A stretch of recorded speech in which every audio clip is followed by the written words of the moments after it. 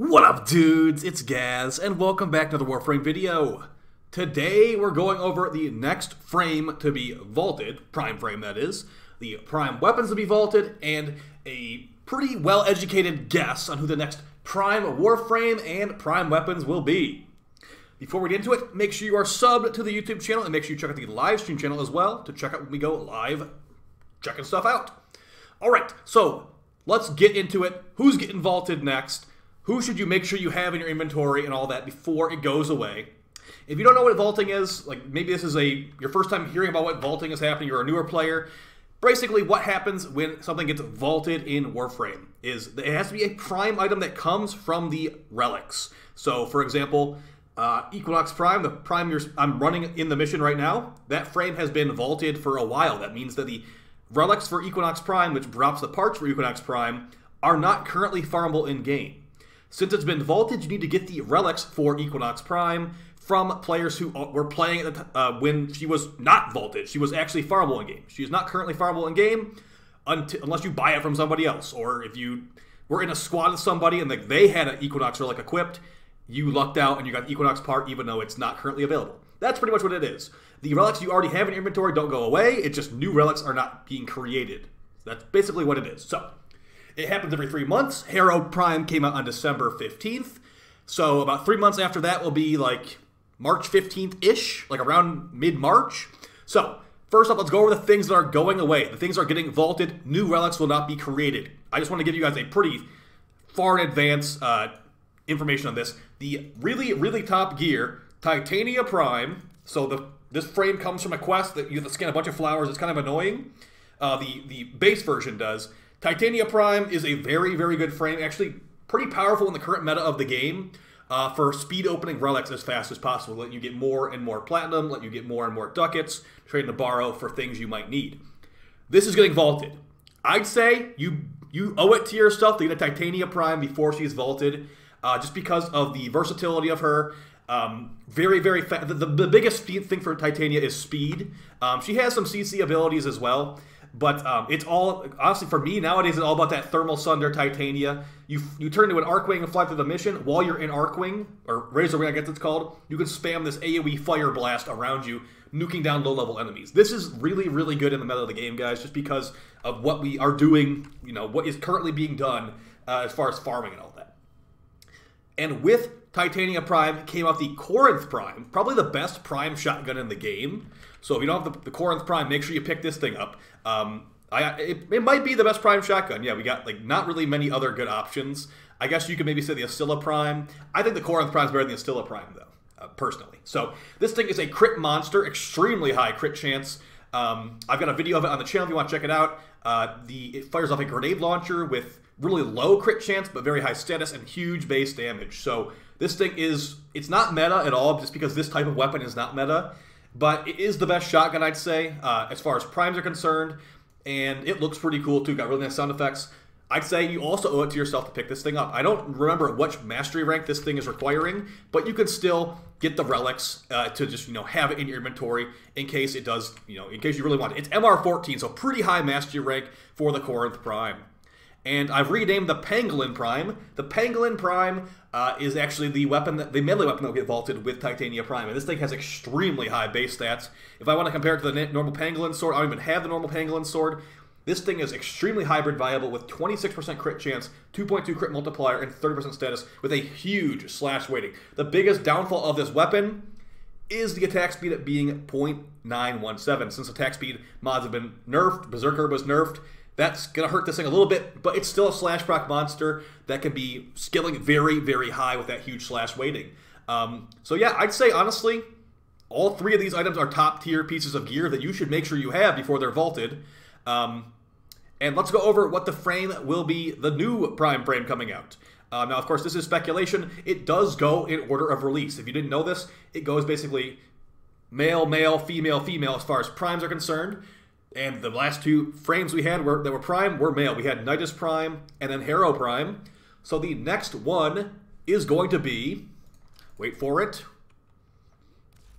it's going to be Quora Prime. Yes, Quora Prime is finally to be coming out.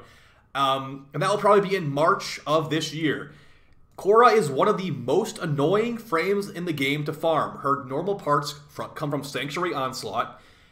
It's like every 2 waves you have a chance of getting one of the parts. They have different drop, like let's say wave 2, like it drops like her systems or whatever it ends up being. Wave 4 is like her helmet. Wave 8 is like her blueprint and another part. It's very annoying to farm her, not to mention the resources that are required to build her. Let's see if I have any Quora parts sitting around. You need to farm like cat DNA. I have all the Quora parts. Perfect. So you need Kavat DNA, Kavat genetic codes. You need that's pretty much it. That's annoying though. Farming Kavat DNA codes. This is awful. This is what really holds people back a lot. Not even mentioning having to get the parts to drop in the first place. So you still are going to want your you want to farm a normal Quora at least once for mastery fodder and to get the helmet ability and snare, a very top tier helmet ability option.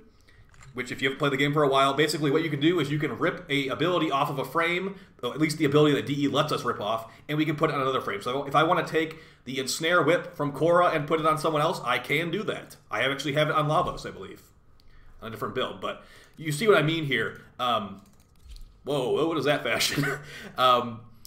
So I'd say still get one.